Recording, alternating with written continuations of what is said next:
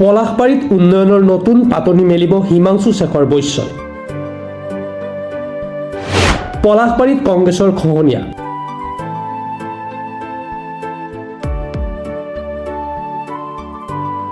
পলাশবাৰীত মন্ত্ৰী পীযুষ হাজৰিকাৰ উপস্থিতিত ভাৰতীয় জনতা পাৰ্টিৰ বৃহৎ যোগদান কাৰ্যসূচী।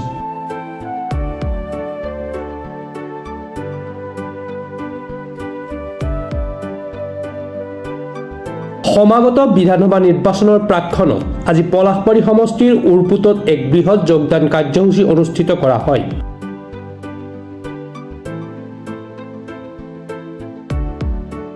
য'ত কংগ্ৰেছ, অসম জাতীয় পৰিষদ, AIUDF, আম আদমি পাৰ্টিকে ধৰি অৰাজনৈতিক সংগঠনৰ কেইবাগৰাকীও ব্যক্তিয়ে আনুষ্ঠানিকভাৱে ভাৰতীয় জনতা পাৰ্টিত যোগদান কৰে।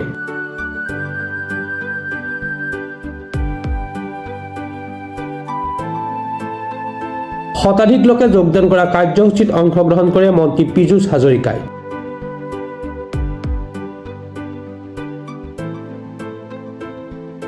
পুনৰবাৰ ভাৰতীয় জনতা পাৰ্টিৰ চৰকাৰ গঠন কৰি সমগ্ৰ ৰাজ্যতে উন্নয়নৰ ধাৰা অক্ষুণ্ণ থাকিব বুলি মন্ত্ৰী পীযুষ হাজৰিকাই মন্তব্য কৰে।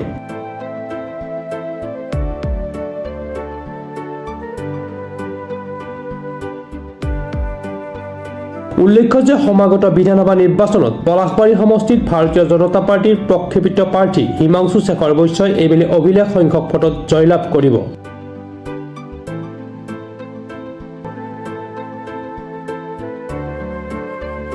লগতে গৃহমন্ত্ৰী অমিত শ্বাহৰ অসম ভ্ৰমণৰ সন্দৰ্ভত মন্ত্ৰীগৰাকীয়ে মন্তব্য আগবঢ়ায়। আজি যথেষ্ট সংখ্যক শীৰ্ষ পৰ্যায়ৰ কংগ্ৰেছ আৰু AJP দলৰ নেতা আৰু কাৰ্যকৰ্তাই আহি ভাৰতীয় জনতা পাৰ্টিত যোগদান কৰিছে। মই তেখেতসকলক ভাৰতীয় জনতা পাৰ্টিৰ পৰিয়াললৈকে আদৰণি জনাইছোঁ, সম্ভাষণ জনাইছোঁ, প্ৰতিশ্ৰুতি দিছোঁ আমি সকলোৱে মিলি একেলগে কাম কৰিম। আমাৰ দলত যদিও বাহিৰত নতুন পুৰণাৰ কথা কয়, কিন্তু দলটোৰ ভিতৰত তেনেকুৱা একো নাই। আমাৰ দলটোত পুৰণা ব্যক্তিক সন্মান জনোৱা হয়, শ্ৰদ্ধা জনোৱা হয় আৰু নতুনক লৈ দল শক্তিশালী কৰা হয়। গতিকে নতুনকৈ অহা ব্যক্তিসকলক আমি সাদৰ সম্ভাষণ জনালোঁ। আমি পলাশবাৰী অঞ্চলৰ কাৰণে নিশ্চয়কৈ আৰু চিন্তা কৰিব লাগিব। এই নতুন চিন্তাৰ পাতনি হিমাংশু শেখৰ বৈশ্য ডাঙৰীয়াই কৰিব। মুখ্যমন্ত্ৰী ডাঙৰীয়াই অসমক আগুৱাই লৈ যাবলৈ অহৰ্নিশে প্ৰচেষ্টা চলাইছে, চেষ্টা কৰিছে আৰু বহু ক্ষেত্ৰত সফলো হৈছে। মই আগতেও কৈছোঁ, আমাৰ হেমাংগ ঠাকুৰীয়া ডাঙৰীয়াই যোৱা 5 বছৰত যথেষ্ট কাম আমাৰ পলাশবাৰীৰ কাৰণে কৰিলে। এইবাৰ দায়িত্ব হিমাংশু শেখৰ বৈশ্য ডাঙৰীয়াৰ।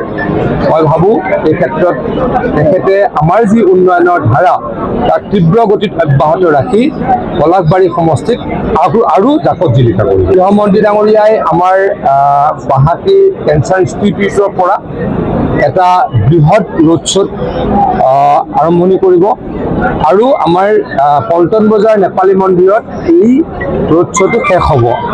মই ভাবোঁ কেইবা লাখ লোকৰ অংশগ্ৰহণ হ'ব আৰু অসমৰ ভিতৰত এতিয়ালৈকে যিমান ৰোড শ্ব' হৈছে তাৰ অন্যতম এটা বৃহৎ ৰোড শ্ব'ত আজি গৃহমন্ত্ৰী অমিত শ্বাহ ডাঙৰীয়াই অংশগ্ৰহণ কৰিব। প্ৰধানমন্ত্ৰী ডাঙৰীয়া আহিব। প্ৰধানমন্ত্ৰী ডাঙৰীয়া এই 1 তাৰিখে আহিব, 6 তাৰিখে আহিব।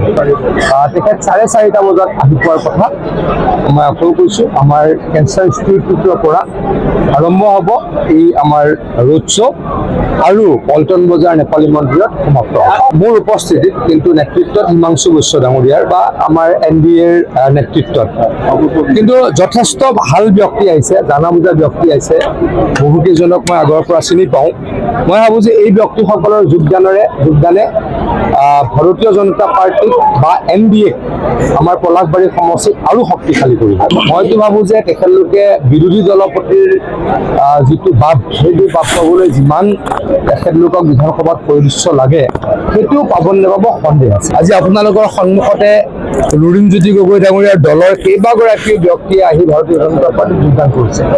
মই যদিও তেখেতৰ সমষ্টিৰ বিষয়ে বহুত গম পোৱা নাই, কিন্তু অসমৰ বাতাবৰণটো একেই। গতিকে মই ভাবোঁ আমাৰ দলৰ প্ৰাৰ্থীগৰাকীয়ে ভাল ভোটেৰে জয়লাভ।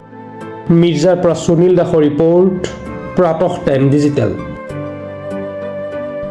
শদিয়াৰ পৰা ধুবুৰীলৈ, বৰাকৰ পৰা ব্ৰহ্মপুত্ৰলৈ সকলোৰে মাজত চিনাকি এটা নাম প্ৰাতঃ টাইম। থলুৱা ভাষা তথা কৃষ্টি আৰু সত্য বাতৰিৰ আধাৰত প্ৰতিষ্ঠিত খবৰ প্ৰাতঃ টাইমৰ প্ৰতিটো বা বাতৰি পুংখানুপুংখভাৱে চাবলৈ Facebook, YouTube, website, Twitter, Instagram আৰু ব্লগাৰ